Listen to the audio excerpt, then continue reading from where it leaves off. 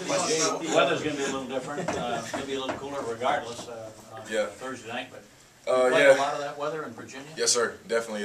Back home in Virginia, you always have cold weather. I want to say the 5th or 6th game in the season, that's where the weather will really start to change, and really doesn't play a big difference. You just get out there, get warm. Probably the worst part is when you first get out there. But once you get warm, start moving around, you're fine. How'd you feel at practice yesterday, since that's usually a day of rest for you? Yeah, it was different. I actually like it. I felt like maybe it was just I wasn't as sore after that game, but I kind of like the Sundays getting out there, going through some stuff. And excuse me, I have a bad case of hiccups too, guys. Sorry, but just going through some stuff on Sunday. Maybe I know some teams don't practice on Monday; they'll practice Sunday and not practice Monday. But obviously, we have a short week this week, and we got to get it done. So it wasn't bad. Coach Fisher seems to be taking the approach of it's just what you dealt with, and that other teams do it, playing these 5-game turnarounds. Yeah. Has the players embraced that? Have you sense guys are not worrying about? Oh yeah, nah, we're not worried about it at all. I don't think anybody has even brought up the question of us. I think it's just a matter of another week. It just happens that we play on Thursday this week, and that's when we play, and that's when we'll be ready to play. Coaches tend to make too big a deal of that, EJ. I mean, you guys are still kids largely and love playing the game. Right. I mean, is it 5 days, 7 days? 5, 3, 4, it doesn't matter as long as we can get a chance to go out there and play. And then it's a national game, up there at BC. A lot of guys haven't been to Boston before, and it'll be a night game deal, ESPN and things like that. So I don't think the date matters at all. EJ, what was it like having Jimbo said Rashad went back on practice yesterday and looked really good. What was it like having him back out in the offense? It was really good. I think our firepower at receiver is really increased with him coming back. I think he's an explosive player, like I've always said, a big play threat. So I'm extremely happy to have him back, and to have his injury healed up. I'm happy for him as well, because I hate being injured too. So anytime you can get somebody back from an injury, that's great. You were just talking about the firepower that you guys have at receiver. What has it been like to know that you can have not just Rashad, but you can have Greg, that you can have Kenny? You have so many weapons there. Right. I mean, how does that play for a quarterback? Yeah, it gives me a lot of confidence, because I truly feel like if I just give those guys the opportunity to catch the ball and make some plays, they'll do it. Been having a lot of yardage these past couple games, and passing and things like that. And a lot of the times it's a short pass, they're taking 20, 30 yards down the field. So as a quarterback, you can't beat that. I love it. What does it seem like is the toughest thing for a defense to kind of get used to that, to know they can't just key in on one receiver, can't key in on just the backfield? Yeah, I think that's the hardest thing about our offense, that they can't key in on myself, they can't key in on Jermaine, they can't key in on Rodney. You have deep threats, you have slash threats, you have all types of things that we can do on offense. So I think that gives us a lot of just room to do whatever we want. Whatever Coach Fisher wants to attack from a defense, we can do that. EJ, you seem to be very proficient at the option and run that play. And is that a lot of fun? I mean, it looks like with a pitch and making the defense commit, like you really enjoy that. Is that something you like doing? Yeah, I like doing it. One, because it works, and two, I feel like it gives me an option. If the guy goes upfield and tries to play that running back, I can just cut it up and get some more yards. So I think it's a hard thing for defenses to stop. It's not a true triple option like Georgia Tech runs, but it's kind of a speed option, and we have guys that can get on the edge and make plays. So I like it a lot. The key with that is the running backs have to keep that relationship, right? Right. Because you'll get 5 yards downfield and still pitch it. Definitely. I mean, those guys know I can get 20 yards downfield. If they're still in the correct relationship, I'll still pitch them the ball. You did that as a freshman, right? With Lonnie? Yeah, Lonnie, a long time ago against Maryland, yep. So, it really doesn't matter. I think just being able to do it since I've gotten here. I didn't do it a lot in high school, but when I got here in college, it helped me out a lot. I think it helps our offense and our running game a lot. You talk about playing BC, especially defensively. They do a lot of things. They've always historically been a good defense. Yeah, they've always had a great defense. They have some good players over there. I watched them on film the past 2 nights, and definitely a team that we have to come out there and be ready to execute against. Just take our time and take what they give us, just like any other team. Did you say the past 2 nights you watched them? Yep. So Saturday night you watched them? Yeah, Saturday night. I couldn't really go to sleep that night. I don't know what it was, but I watched it. They had uploaded it to our computers, and we got a chance to watch the film. So I watched our game, and then I watched one of their games, and I watched some yesterday too. And I assume was that sped up? Did you do that because it was a short turnaround? Probably. I think so. I mean, I don't think I was necessarily doing it just like knowing that we played on Thursday. I just couldn't fall asleep. My dad and I were just watching it. My dad, they came to the game, so we were just up watching Sports Center. I just turn my computer on and start watching. EJ, I know you prefer to stay back and throw the ball, but when you have a run like the one you did, that scramble where you broke a bunch of tackles, when you watch that back, I mean, that's pretty. Yeah, it was pretty cool watching it. It was one of those things like after the game, I was like, man, I gotta go watch the film so I can see that run.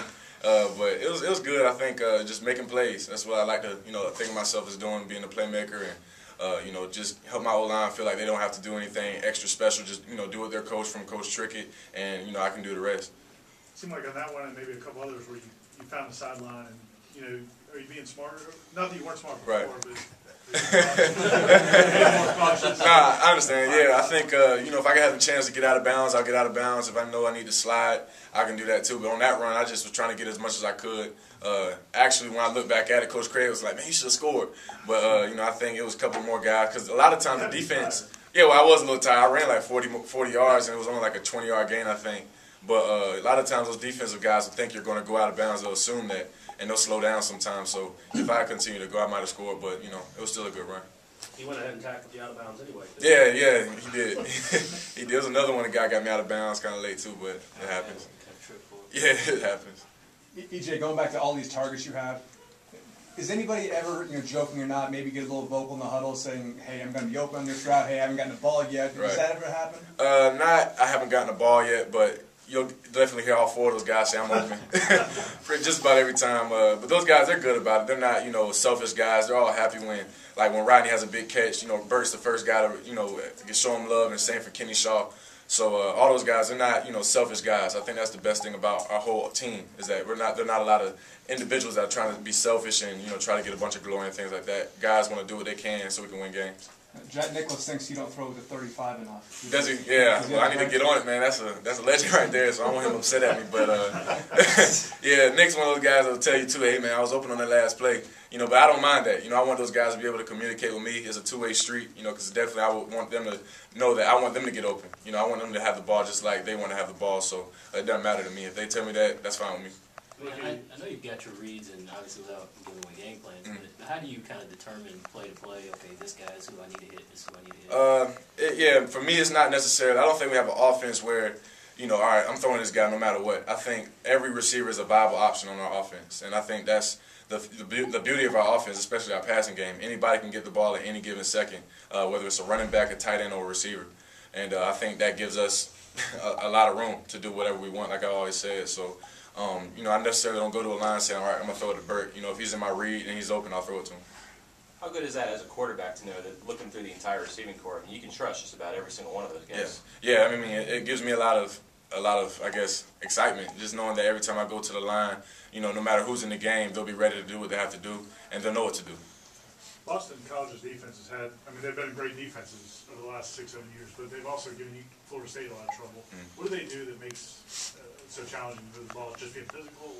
Yeah, their physicality, and also they do a lot of different things as far as kind of like NC State did with their blitzes and things like that. So if we can pick up those blitzes and get our protections, straight, and then just drop back and take what they give us, I think we'll be fine. They do a lot of dropping 8 people sometime. They know you're like a spread team. They did a lot of, versus Clemson as well as Duke when I saw it in film. So just taking what they give us, and it doesn't have to be a big play every time. Just make the smart play.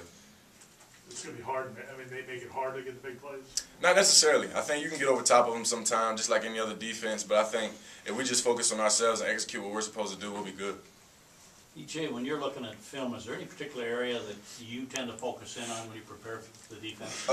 Definitely, I watch the defensive backs. I like to see which guy is, an aggressive guy or which guy's a passive guy. I like to see, how they react after plays. I think you can see a lot of somebody's character, like how they act after plays. Whether they're excited or whether they're just, kind of mellow, things like that. So I also like to see how they tackle. Whether it's a linebacker or how the defensive ends fit coming upfield and things like that. So I watch each play about 3 or 4 times back. I watch it and I watch it again, I watch it again. So try to just pick up on keys. Do you pick up something you usually try early in the game then to see if it's what you thought it was going in? Definitely. I think that's something, especially on those first drives, we can always tell, all right, they're going to be in this, they're going to be in that, versus whatever offensive call we have, like our formations and things like that. So it's pretty easy. Coach Fisher helps me out a lot, and I think that's the biggest thing I've learned from him as far as preparing for games, reading it through that film and understanding what to look for.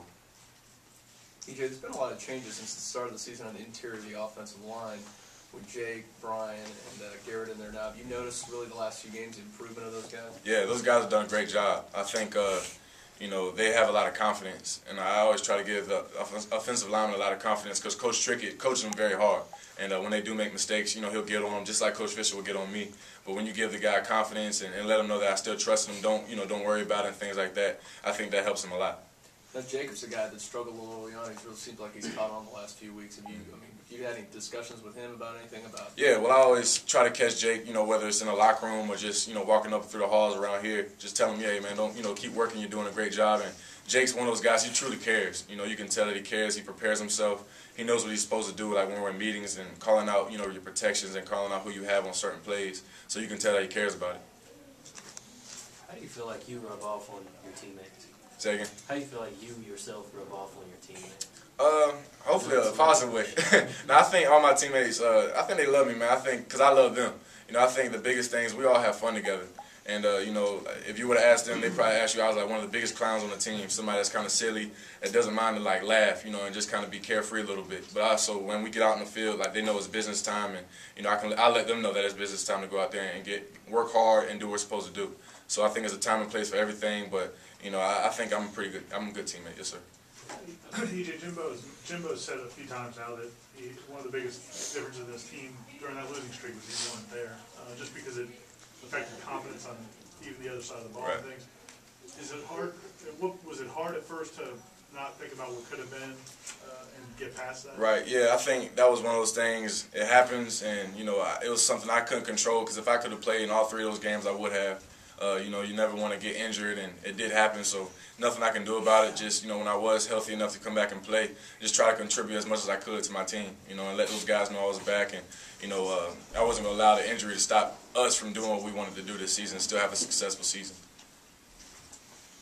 You feel like you can have that, even with the defensive guys, you can have that kind of impact? I think so. I mean, I don't necessarily think about it too much. Right. You know, I don't think, well, hey, if I'm here, then we're going to win and things like that. But I guess it does happen. I think, you know, just like when you're on a high school team and your best friend goes down, you know, you might get a little down on yourself and think, all right, man, we don't have him. But, you know, I think hopefully those guys know when I'm here able to play that, you know, we'll definitely be full power and be ready to go. EJ, some people, a cynic might say that you guys are only really starting to play well now, after you lost 3 games, after you fell out of the rankings, after all the pressure sort of gone away. I mean, is it sort of unfair to look through that prism and decide it that way? I'm not the judge to say whether it's unfair or fair. It really doesn't matter to me. I think it's great that we're playing well now. We lost 3 games. It happens. It's part of the season. It's football. But definitely just, you know, try to control what we can control right now. Take care of BC and then get ready for Miami.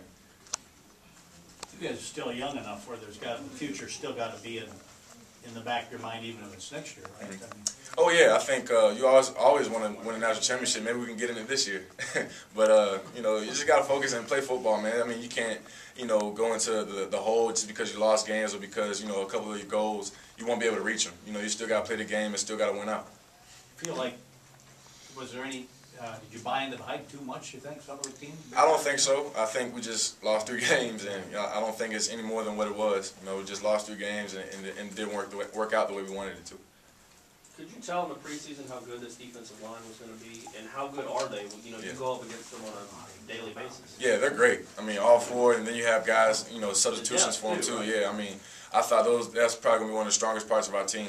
And they've done a great job. They got a lot of pressure on Mike this past weekend. The first thing he said to me was, "Man, your defense is really good."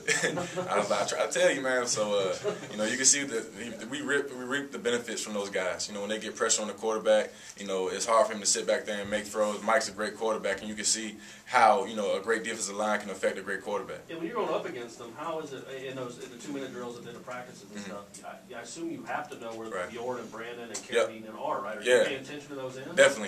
You know, I think the offensive line gets a lot of work from those guys. So I think it kind of works both ways, offense and defense getting better from it. And, you know, yeah, I think both sides getting better. All right.